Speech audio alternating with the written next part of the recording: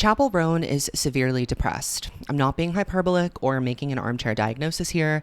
In an interview with The Guardian, she revealed that through being in therapy twice a week and seeing a psychiatrist, she has learned that she's experiencing all of severe depression's unique symptoms: brain fog, forgetfulness, inattention, and a pessimistic view of the world. Something that I've noticed about Chappell in many of her interviews, which are always unvarnished as she clearly lacks media training, is that Chappell is hyper self-aware. She can tell you exactly why she's feeling this or that emotion. It's not a mystery to her why this sudden explosion of interest in her life has corroded her sense of self. She sees it in black and white, much clearer than all of the armchair experts on the internet think that they can. Kate Solomon, the author of this Guardian article that caused a lot of trouble for Chappell, remarks that simply asking her how she is can yield a detailed 45-minute answer. In my opinion, being so painfully aware of your own neuroses can have a very detrimental impact on your worldview. It can trap you in negative thought loops and ruminations due to your narrow self-focus, and it can lead you toward overanalyzing and overthinking your circumstances, rendering you unable to move forward from wherever you are. And this is where I start to worry about Chappell Roan. I think we can quite clearly, in Chappell's conduct as of late, especially in her comments about creating her next project, see that she feels stuck. It's been hard creating songs. They are coming slowly and they're all over the place. She is more preoccupied with what's right in front of her. All of a sudden, I can't go to the mall, rather than thinking ahead and planning her next move to build her musical legacy. This is not a value judgment, by the way, of how she's handling it, just my observation of where she seems to be at mentally from this article. Chappell defies so many of our expectations of how pop stars, specifically female pop stars, should behave. This is really exemplified by her fame intolerance. We see her snapping rightfully at rude photographers on the red carpet. We hear her passionately opining about the invasiveness of stan culture on TikTok, and she again goes on TikTok to address a comment that she felt was taken out of context in this interview about her position on American politics. I'll touch more on why this behavior is so unusual and unnerving and how I think people interpret it later on in this video. There is also an interesting study that I found that I will mention which talks about the 4 stages of fame, which I think also gives us a bit of an understanding as to what Chappell's going through and where she could go in the future, hopefully. But with regards to her forceful bite, who can blame her? Shock to the system is not a strong enough description of what Chappell is experiencing. It's as if she's grieving the ease she had finally found as a closeted gay girl from the Midwest, reinventing herself in Los Angeles before fame completely blew up this newfound peace. Here's what she said about the reasons behind her sudden onset of severe depression in this article. "I think it's because my whole life has changed. Everything that I really love now comes with baggage. If I want to go thrifting, I have to book security and prepare myself that this will not be normal. Going to the park, Pilates, yoga. How do I do this in a safe way where I'm not going to be stalked or harassed?" Chappell's career has catapulted from debut artist with the longest shot in the dark, no budget, and just her social media and a dream to an important, respected, and curious voice in pop culture almost overnight. We don't know that much about her yet. This period of time where Good Luck Babe is slowly becoming the most stable hit of the year and the rest of her 2023 album is still continuing to chart very strongly is crucial for how she's going to be remembered by the public going forward. Creating an image is a series of repetitions. You do the same thing over and over again so that when people encounter your work and yourself in public, over time they are trained to recognize certain things that are distinctly you. Think of Hayley Williams' bright orange hair during the Riot era, or Taylor Swift's bouffant ringlet curls during her debut Fearless and Speak Now eras, Olivia Rodrigo's fixation on the color purple. Chappell's got that part of the image building on lock with her elaborate drag, her flaming red curls, and her otherwise campy exterior. But image building is not just aesthetic or visual. The public gets a sense of who you are based on how they encounter you in the media. We know Lady Gaga as a wacky, lovable, serious musician and auteur with a propensity to give her all to every project. Think back to the meme of her saying, "There can be 100 people in the room, but you only need one to believe in you," while promoting A Star Is Born. There can be 100 people in the room and 99 don't believe in you. There can be 100 people in the room and 99 don't believe in you. You know, there could be 100 people in the room and 99 don't believe, but all it takes is one. You know, 100 people can be in a room and 99 don't believe in you, and just one person believes in you, and it can change. Silence is also a tool here as well. Beyonce is known for her mystery.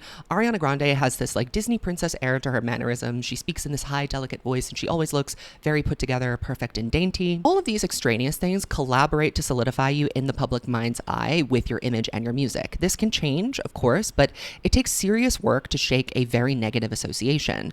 One of the worst things for a woman to be branded as in the music industry is difficult to work with. Now, this used to be called being a diva, but divadom has had itself a bit of a rebrand. We tend to view over-the-top dramatics or demands of divas. I'm thinking specifically of Mariah here, or even Lana Del Rey being late to her Glastonbury set by 40 minutes to do her hair. We view these actions or these side quests as glamorous. Is that because they are feminine excuses that are being used? We are expecting to see perfection, so if it takes a little bit of bad behavior to get there and get your makeup done, well, that's okay. In fact, it adds to the glamour and the legend of it all. But the kind of difficult that Chappell is presenting is a bit less frothy. She does not want to contort herself to what anyone wants her to do. She is being particularly forceful about this, as she should be, and the way that she goes about delivering these points is more confrontational and perhaps stereotypically perceived as masculine. Women often get punished for failing at womanhood or performing traditionally masculine traits in the public eye. Nicki Minaj's iconic rant exemplifies this dichotomy perfectly. You have to be like a beast. You have to be a beast. That's the only way they respect you. But every time I put my foot down and stand up for myself, it's like, we've heard about Nicki Minaj. Nicki Minaj shut down a photo shoot. Oh my God, no one wants to work with Nicki Minaj. I'm glad you heard. Now, when I come to a photo shoot, let it be of quality. When I am assertive, I'm a bitch. When a man is assertive, he's a boss. Bossed up. He bossed up. Yeah, he bossed up. No negative connotation behind bossed up, but lots of negative connotation behind being a bitch. But when you're a girl, you have to be like everything. You have to be dope at what you do, but you have to be super sweet, and you have to be sexy, and you have to be this, and you have to be that, and you have to be nice, and you have to... It's like, I can't be all those things at once. I'm a human being. I'll expand on Chappell's performance of femininity later, but savor that thought for a while. I fear that the normies, the public, the people who are not really engaged in the Chappell lore, which there isn't much of because she's a new artist, are starting to first think about her abrasive antics instead of her music or her iconic, unique image and what she stands for in their mind's eye. Pop music is a very delicate balancing act of appeasing your core audience while making what makes you palatable to as wide an audience as possible. Don't get me wrong, I truly believe in the Chappell Roan project. I am a huge fan of hers, and I think that what she's been able to do in just under a year for queer people in mainstream music as a bona fide pop star is completely singular and has the potential to literally change the lives of so many young people. I can't imagine who I would be today if I had Chappell Roan as a young gay boy. But the antics at this current moment are threatening to overshadow the work. I don't even think she's wrong for doing anything that she's being picked apart for right now, for the record. I just think that the timing of it all and the way she's been delivering it and the frequency of these incidents are a bit unfortunate. Chappell has stated many times that she's not interested in being a pop star. She's all about the work. This performance she's doing is drag. It's not really her. But by frequently pointing out her own humanity without thinking through the consequences of doing so with all these like front-facing videos, she is inadvertently calling people's attention to the person rather than the performance. Streisanding affected in a way, if you will. And it doesn't have to be this way. But Chappell is kind of trapped in a loop. Normalcy was not a privilege that she had considered before it was taken away from her. She wants it back. She wants to undo the fame and have it go back to the way it was when she was a cult classic. Unfortunately, there is just no undo button for fame, and fame didn't just happen to Chappell Roan. She worked her butt off for the last 2 years, but in the last year of her ascent especially, to reach this high. I think she knows that, and she knows that she wanted it, but she wishes that it weren't true. Chappell is a powerful woman. She has magicked up all of this success from nothing, but there are things that even she, one of the most powerful women in pop at the moment, can't change. A few impassioned TikToks will not alter the hyper-consumptive music fans' habits in a meaningful way, certainly not in time to make her transition into being a superstar any less alienating. It's totally fair for Chappell to point out how horrible being famous is and how bad it makes her feel. That is her right to speak on her experience. However, an element of this, what she's talking about, is an occupational hazard. Take the glory, give everything, promise to be dazzling, as Taylor writes in Clarabeau, which I will return to later. In every circumstance you find yourself in this life, famous or not famous, there is a give and a take. You surrender one thing to gain another. Unfortunately, the trade that Chappell has made is perhaps not the one that she wanted to make. Unfortunately, it's something that she can't undo. But there is a stupid binary going on the internet in our conversations about this. Her diehard fans are insisting that fame is optional, the messed up parts of it must end now, and a sick culture poisons anyone who suggests that Chappell take it in her stride. And then on the opposite end of the spectrum, there are the armchair hardasses who instruct Chappell to simply get over it and be grateful as if it were that easy.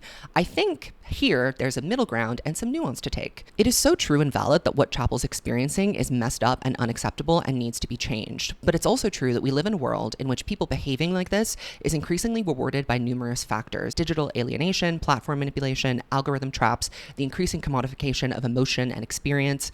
Chappell is not a helpless damsel in distress. Though she may be trapped in a gilded cage, no one is forcing her at gunpoint to be a pop star. There are choices she can make here to alleviate some of these problems, but unfortunately, fame is an often unpleasant experience. It is unnatural to be known by so many people. There is always going to have to be freaky and unwelcome side effects. Life is a give and a take. We're talking a lot about the negativity of blowing up. Is there any space for us to consider that with more budget and more attention, this underground, hardworking, revolutionary artist is about to chance upon a handsome recording advance to start her next project and will have all of the resources in the world to execute and deliver it to the public, fulfilling her lifelong mission of sharing her music with as much of the world as possible?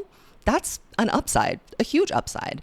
But the negative self-loop that I think Chappell is currently trapped in, which I don't blame her for, it's a difficult situation to deal with, prevents her from being able to see the upside and endeavor to focus on it. Is the glass half full or half empty? And people hate to hear this, but they need to hear this. It's up to you to decide. I don't want to be misconstrued as saying, get over it to Chappell's severe depression. That is not the answer. She's currently, according to her, receiving treatment for this. But any mental health professional will tell you that you only get out what you put in when it comes to that kind of work. I'm sure that Chappell will do everything it takes to feel better because she clearly values her well-being, and it's very refreshing to see an artist unabashedly make decisions that prioritizes their health over their success. So the TLDR of my recommendation for Chappell right now is take a break. From now until the Grammys, no more social media, do Austin City Limits, no more shows, get out of the studio, put a pause on everything, grab your besties and go to a cabin somewhere and do like 4 Zoom calls a day with your label to keep the process going while insulating yourself from the harder parts, the public facing parts of this job. I think a huge part of why Chappell is snapping right now is because her schedule has been so punishing.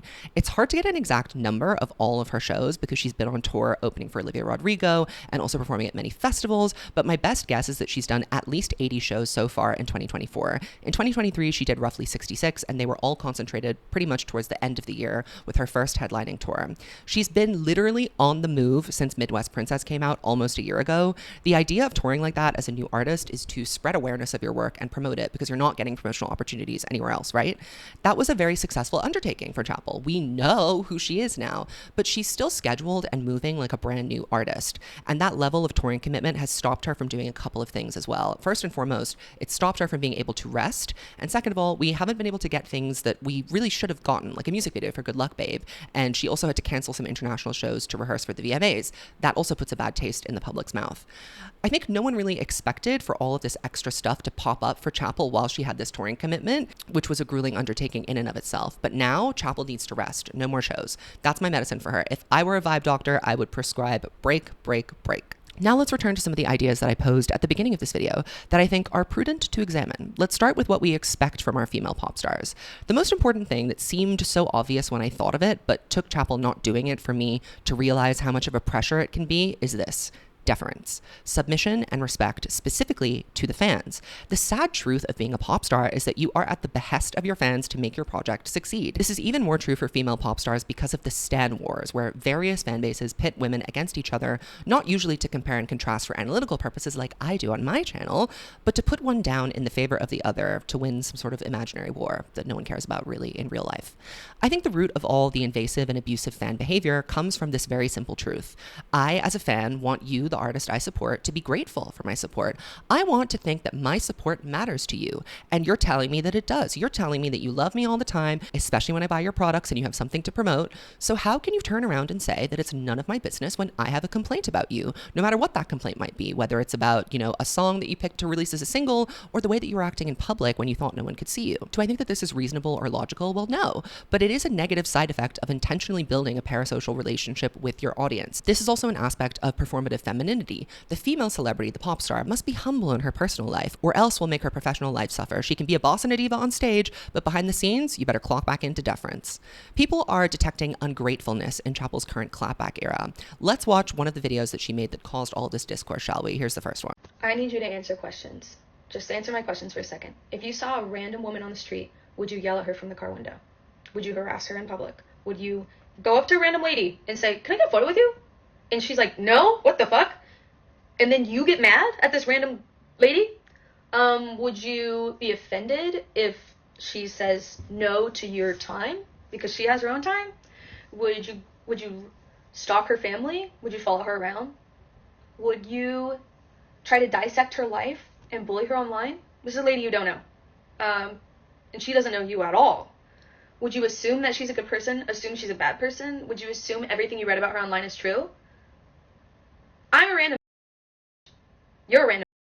Just think about that for a second, okay? In this video, Chappell single-handedly dismantles the deeply rooted delusion I just shared with you. She says very emphatically, you're a random and I'm a random. I don't know you. She also contravenes a very important law in fan culture. Be nice all the time, even when you're off the clock. She's saying, I don't want to take a picture with you when I'm going to a yoga class. I don't want to hear about your life. I do not want to be hugged or touched by a complete and total stranger. When she says this, it really puts in perspective how messed up invasive fan behavior has become. We think it's normal to wait on the street, in airports, and outside venues, loitering around for our favorite stars. I've done it. When I was a teenager, I was staking out places. Sometimes people were nice and sometimes they weren't. And I didn't understand in that moment why they could ever not be nice. Grown adults, Soccer Sarah, for example, made entire online personas about locating as many celebrities as they could and taking pictures with them. This is invasive. This is inappropriate. And Chappell Roan is letting you know before you even get the chance to try. Let's watch the follow-up video that she made. I don't care that abuse and harassment, stalking, whatever, is a normal thing to do to people who are famous or a little famous, whatever. I don't care that it's normal. I don't care that this crazy type of behavior comes along with the job, the career field I've chosen. That does not make it okay. That doesn't make it normal. It doesn't mean I want it. It doesn't mean that I like it. I don't want whatever the fuck you think you're supposed to be entitled to whenever you see a celebrity. I don't give a fuck if you think it's selfish of me to say no for a photo or for your time or for a hug. That's not normal. That's weird. It's weird how people think that you know a person just because you see them online or you listen to the art they make. I'm allowed to say no to creepy behavior.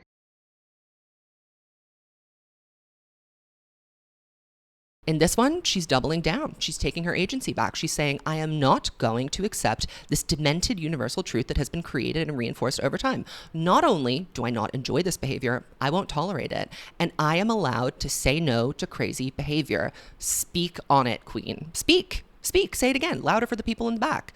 So this was shocking for a number of reasons that we've already talked about, but it's also shocking because where's the clamor? Where's the pop star? That's not the Chappell Roan that was singing on the stage as Lady Liberty, this abstracted person who doesn't exist in real life. This is some random, as she herself put it. No makeup, hair a mess, wearing her home clothes, clearly not edited or approved by a publicist. At this point, we are so used to the uncanny valley. Our brains receive something that is actually pretty normal and authentic, like this video, as abnormal coming from a pop star because we're used to pop stars using filters and HD cameras and having perfect makeup and hair and reading scripts created by other people to cause minimum disruption or having a publicist yank them away as soon as they say something maybe a little bit off color. Chappell is not being the dainty, humble pop girl. She's being the indignant, courageous, outspoken pop girl. You know what's crazy about deference to the fans is that in K-pop, it's so much worse. Looking into the way that K-pop stars are abused by their fans has truly silenced me. They are some of the most delusionally parasocial freaks in this world. I'm ready to say it. Not all of them, but enough of them to create a whole culture where they basically expect their idols to move through this world like dolls or puppets on strings that they get to control.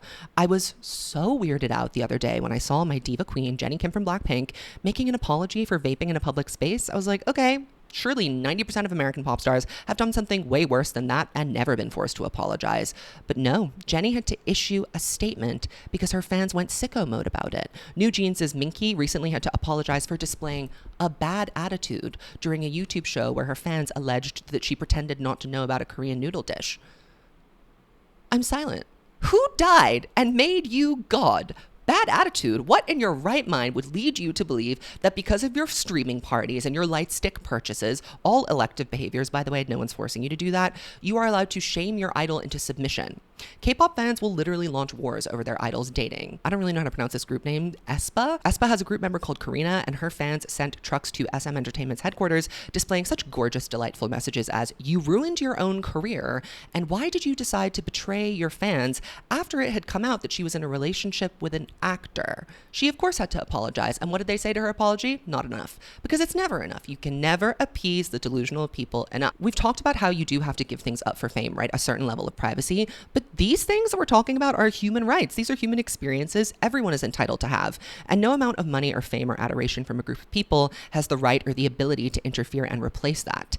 This level of delusion and entitlement is a real sickness, and I have absolutely no idea how to combat that. Maybe Chappell's approach of just loudly calling it out whenever she encounters it is the only way to effectively combat this behavior. Her posts have definitely made me think twice about approaching people in public if I ever see them, that's for sure. We operate off of this assumption that people want to hear from you, but they're strangers. They're random. They don't know you. This level of invasion that I just talked about with K-pop is not as prevalent in Western music, but abusive behavior in general very much is. There's a new documentary on Hulu, I think, about to come out about Tegan and Sarah, who had a deranged fan impersonate Tegan for years and target her family and friends while also catfishing their fans. There's also a recent video interview with Ariana Grande where she's hooked up to a lie detector test and asked if she loves her fans. The fear and panic on her face while trying to be diplomatic, you can literally see her life flashing before her eyes. If she says yes, unequivocally, it will read as a lie because of the machine, and she'll get in trouble. If she's honest that sometimes they go too far, she may run the risk of them snapping back at her. She lands on a middle ground answer somewhere in between, but I can tell that she's withholding her truth here. Would you say you love your fans? Very much. Do you love them all the time? I love them always, but I think sometimes they can hurt my feelings. And sometimes I don't like them, but I love them always. Does that make sense? Yes. She's being truthful. And knowing how many others are suffering silently, I'm pretty confident that she wasn't saying everything that she felt. I was quite shocked to learn just how many people reached out to Chappell and thanked her for making this unapologetic, impassioned statement on TikTok about abusive fan behavior. Lorde sent her a list of ways to go through the airport incognito. Sabrina Carpenter reached out and said, "Girl, I understand what you're going through right now. I'm going through it too." Hayley Williams said that she had the exact same experience and every woman in the industry has too. Mitski welcomed her to the club where strangers believe they possess a claim over you and harass your family. Lady Gaga and Charlie XCX also reached out and shared their stories with Chappell as well. Chappell has identified a real issue. She's not just running her mouth and being ungrateful. But let's shift gears here for a second and talk about the trade. We've gone through all the horrendous side effects of fame, but it is true that there is another side. This is a dream come true. It only happens to a select few. Those who attain pop stardom are enriched handsomely and go on to live lives that are not strenuous in the way that a normal person's is. It is a huge reward to become a successful and famous musician. But can you really say that you think the rewards are worth the side effects before you enter the Faustian bargain? Can you really understand what it's going to be like until it happens to you? I don't think so. I don't think so. So let's hear from someone who does. I want to take a moment and examine the song Clara Bow by Taylor Swift. Before all the brainless trolls scream at me for comparing two queens, this is simply not my intention here, and besides, comparison is not an inherently bad thing. Contrasting two experiences that are somewhat alike is often how we learn more about them. Here's why I want to talk about Clara Bow. I spent a lot of time theorizing on what is available to me. I can see how we the public treat our pop stars, but who better to ask about how it feels to be on the receiving end of all of these competing pressures, be it from a label, from management, from fans, from peers, from haters, the public, than from an artist themselves. Taylor is an interesting one to note and point to here because her relationship to fame is unique for a number of reasons. First of all, she's been very famous for a very long time with absolutely no pause in her relevancy.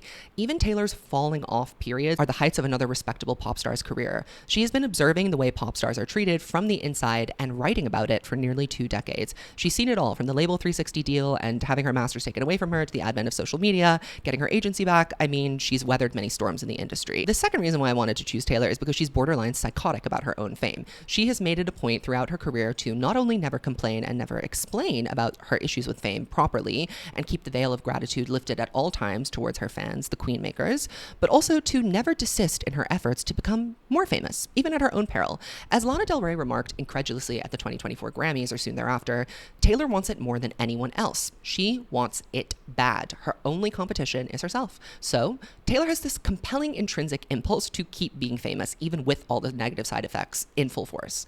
Her mask has started to slip just a bit, particularly with songs like But Daddy I Love Him, where she seems to address a certain subsect of her fan base directly, but she won't go much further than that. She's spoken at length in the past about the trade of being famous. She understands that going outside is a social event and that she can't attend without security, and that she hasn't been truly alone in years due to her unusual need to be cocooned at all times away from the insane people. She is mostly careful to always qualify these complaints with, "But I understand that this was the Faustian bargain that that I made. I traded certain things to get what I wanted more than anyone else. This is the most extreme version of fame tolerance that we can see in a female pop star. She continues to mine her personal life for content and be present in public, no matter how many times her relationships crash and burn because of it. Which brings me all the way to Clara Bow, a little track, the closing track, in fact, of the Tortured Poets Department. If you haven't heard it, the song uses an extended metaphor of "you look like" insert female celebrity here. She uses Clara Bow, Stevie Nicks, and then herself to mark the passage of time in the 20th and 21st century of anointed female titans of industry. She uses this large period of time covered to show how little things have changed. What you'll notice as Taylor compares the experiences of all of these women, imagined by her of course, is that they were all told the same thing over and over again. How special you are, how remarkable your cheekbones look in this light. Look at how you own the crowd when you perform on stage. There's no one else in the world but you, and we, the kingmakers in the industry, have decided to hand you the crown.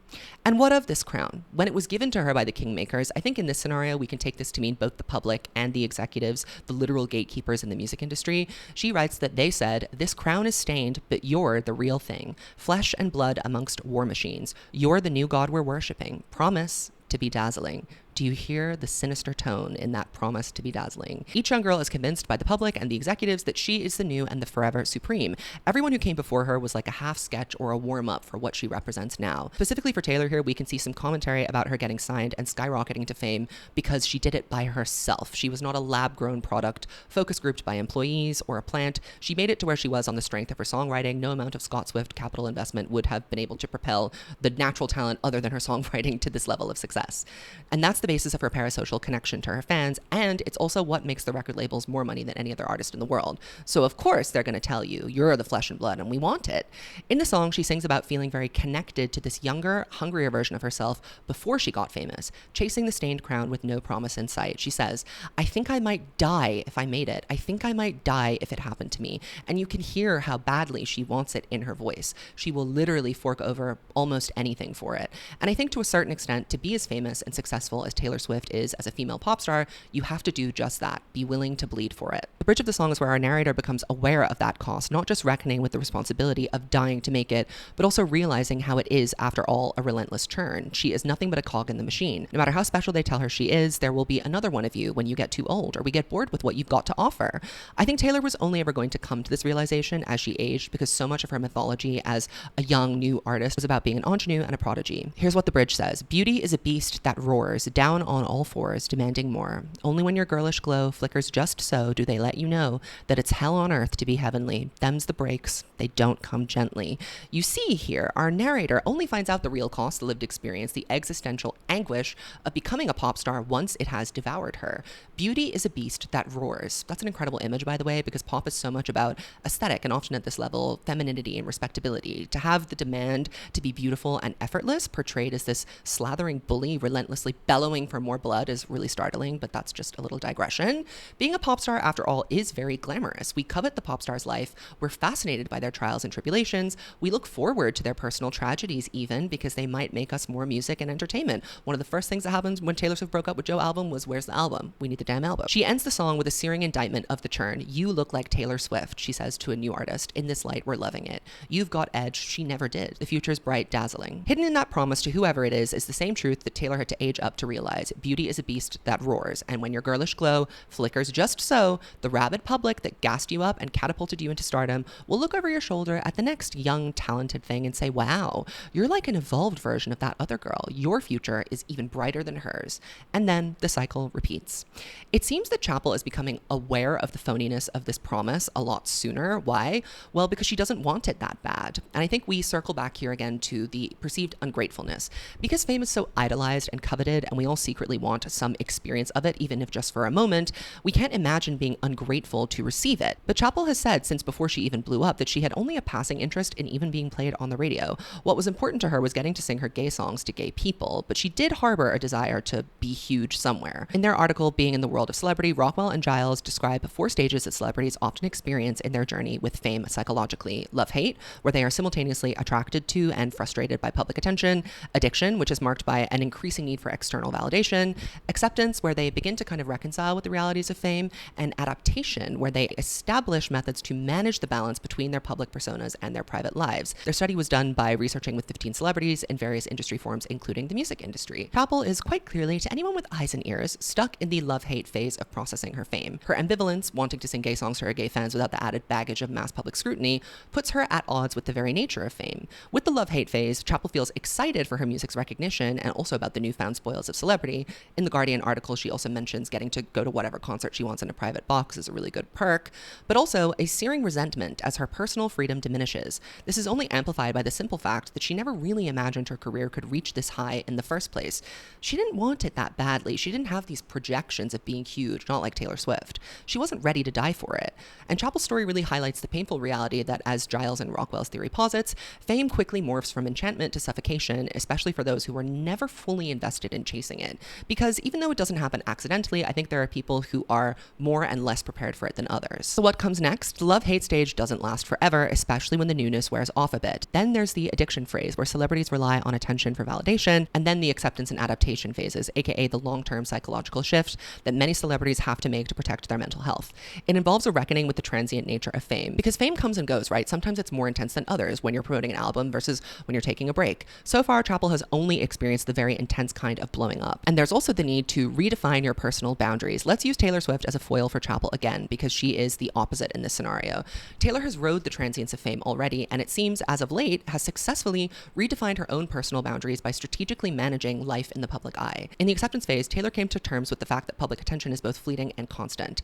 I think she made peace with this during 2017. Do you see how long it took her to get there? She learned the realities of her fame and refocused her energy on protecting her private life while still engaging with her audience. The adaptation phase was actually very clear with Taylor. That's where the lighter touch and remove of reputation comes in. She was still doing her parasocial nonsense, secret sessions, but she wasn't in fan DMs or fan drama or on the TV shows or giving interviews. She drew new boundaries, and she also transitioned to curating her social media much more heavily, essentially just by turning off her comment section, refusing to allow the public to re-traumatize her in the specific way they did when they crossed her boundaries with Snakegate. By redefining these boundaries with fans and the media, Taylor has slipped into a more comfortable and less turbulent fame. We can literally see her dealing with it better. Conversely, our dear Chappell Roan is far from the rootedness that Taylor has finally found in her life. Her ambivalence and dissatisfaction suggests that she has not really reached a place of acceptance or adaptation. She's still grappling with the disorienting loss of control that fame brings, something that Taylor was really only able to manage and maneuver once she had years of experience. I think perhaps a suggestion for Chappell to move forward, she may need to redefine her boundaries with fame, finding a way to embrace its unavoidable realities while also protecting what matters most to her art and her audience. She's already attempting to do this by saying, I'm not doing this and I'm not doing that, but the challenge will be to align what's realistic with what's ideal. For example, I'm sure that Taylor would just love to randomly, without a reservation, walk into a restaurant unannounced and sit down and have a nice meal with her boyfriend, but sadly, she can't do that. What's the compromise? She can still go out, but she has to be flanked by security. They'll wave flashlights at people's cameras so they can't take good pictures of her. She can enter into the venue in an umbrella. She can walk backwards into the car. You have to get creative with the reality that you face because, again, fame is not something that you can't do, so there really is no point trying to imagine what it might be like if you weren't famous anymore. So now let's get into what might be Chappell's current undoing and what my podcast co-host Madeline so fondly calls Halsey-itis, the need to explain yourself and be understood. Chappell, like Halsey, really dislikes when her words are taken out of context and used to humiliate her or cause some backlash against her. Of course, that's only natural. This usually happens when you're speaking with a journalist. Halsey, like Chappell, was not well media trained in earlier days. She just said anything. Media training is important because it protects you. When you're a famous person, you cannot just say anything with no consequences. People are litigious, your words can be picked apart, and especially with a journalist who's looking for a story, you can't really trust that they are going to really all the time in good faith be able to capture the nuance of the conversation you were having. And most times, even when you try to correct whatever mischaracterization was published, it backfires because no one cares about the correction. They care about the story and the narrative. And this is famously depicted, this kind of struggle, in Halsey's Try Bi quote, where she said she was bisexual, bipolar, and biracial. This was picked up on by right-wing people and mocked as terminal wokeness and also just kind of looked at as a cringe moment in general. Halsey says that she never referred to herself as that and thinks that the term is absurd, but it was the headline of the article in the New York Times, so it just seems like she said it. Oftentimes, though, ignoring a small hiccup in the public eye is better than beating down every allegation. You don't want a Streisand effect something. Halsey probably drew more attention to it by complaining and trying to get it retracted than actually leaving it. An area of expression that is delicate in this moment in time for pop stars is politics. I think in general, it's dumb to ask pop stars about the fate of the world. It's not their job to solve the world's problems. They're here to entertain, but because we place so much value in fame as a currency and celebrities as suspenders of that currency, we expect them to speak out and align with our own personal views, and there is no room for nuanced political opinion for a pop star. The idiotic masses won't get it. You're either pro this or pro that. I loathe American politics and they have nothing to do with me or my channel, so please avoid doing skirmishing in the comments below because I don't really want to get into the weeds about American politics. I'll just block that conversation. You can have it elsewhere because it's happening everywhere else. It doesn't need to happen here. But here's what happened with Chappell. In the Guardian article, Chappell suggested that essentially both options in this two-party system for the general election in November are bad. Neither of them aligns with her voting interests. I think that's a completely fair thing to say as a voter. The part of the quote that was not picked up on by the masses was Chappell talking about downvoting on the ballot, focusing more on local elections that represent your more immediate interests. She also spoke about trans right and Palestine as issues that she feels are important that are not represented efficiently by either party. That's Chappell's opinion of her options, and she's entitled to it. The backlash was pretty swift. She was immediately called a Trump supporter, and there is this very annoying mandatory vote Kamala rhetoric online. It's just like standing a celebrity. Many of her voters believe the election is so extreme that there is no choice other than her, and to even critique her politics, which is something you must do when electing a representative to serve you, is tantamount to voting for Trump. Literally critiquing her is a vote for Trump. That's how people are acting. They are incapable of tolerating an opinion expressed by a seemingly liberal person that isn't, Kamala is Brett Summer, she is perfect. Now, if you're a progressive person, which Chappell is and has always proudly claimed to be through her art, you will know that as a politician, Kamala is not progressive in that same way. Chappell expressed her opinion that she does not feel good about her options. That doesn't mean she's voting for Trump, but the attackers came and they attacked. Unfortunately, it didn't end there. She re-expressed this more inelegantly on TikTok. Let's watch this. I just woke up and to like people just skewing it even more. Endorsing and voting are completely different. I don't agree with a lot of what is going on with like policies. Like obviously the policies of the right, but also some of the policies on the left. That's why I can't endorse. That's why I can't like put my entire name and my entire project behind one. Because there is no way I can stand behind some of the left's completely transphobic and completely genocidal views. So yeah, there are huge problems on both. You know what is right and wrong, and so do I. Trump, for real, but some of the shit that has gone down in the Democratic Party that has failed people like me and you. And more so, Palestine. And more so, every marginalized community in the world. So no, I'm not gonna settle for what the options that are in front of me. And you're not gonna make me feel bad for that. So yeah, I'm voting for Kamala, but I'm not settling for what has been offered because that's questionable. It's questionable that our actions of our government, the actions of the internet, the actions of you and me. If this is what you are not understanding, you know what? Endorsing someone, if someone is publicly endorsing a political figure, that doesn't even mean that they're going to vote for them. Because as I said in my other video, actions speak louder than words.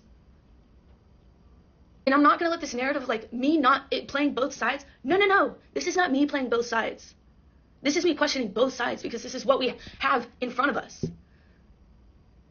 So if you look at my statement and you're still like, she's just playing both sides. Like she doesn't want to.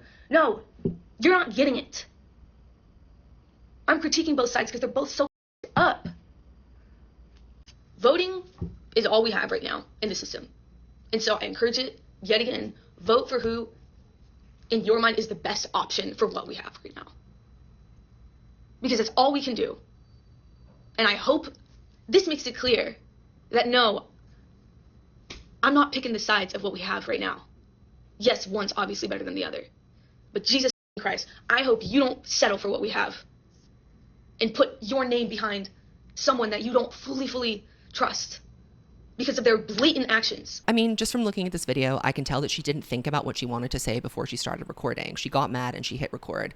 We need a publicist in the room when it comes to these subjects because they are more serious and consequential to you, Chappell, and your future as an artist than saying you hate your fans. We don't want bad actors getting a grip of your inelegantly expressed words and using them to create media that suggests you've said something that you haven't said.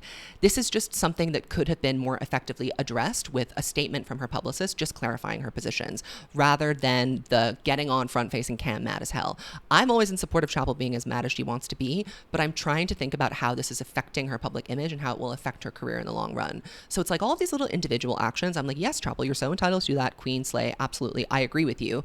But I'm also thinking a little bit more macro, big picture about this. Even though the public has a short-term memory, it's the repetition of these things over and over again. If the only time people that don't always listen to your music are hearing about you is because you're complaining about something as they perceive it, then that's not going to reflect very well on your public image or help you build a legacy. That's kind of my whole point with that. I think my bottom line that I want to impart here is leave Chappell alone. Leave Chappell alone. And Chappell, shh, quiet, just for 1 second. Just take a beat, take a break, go to a cabin, relax, get a massage. You deserve it, girl. You deserve a facial. You deserve 2 weeks in a spa where it's just you and yourself and your book and your best friends, if you want them there, your family. I'm sure you haven't seen them in a really long time.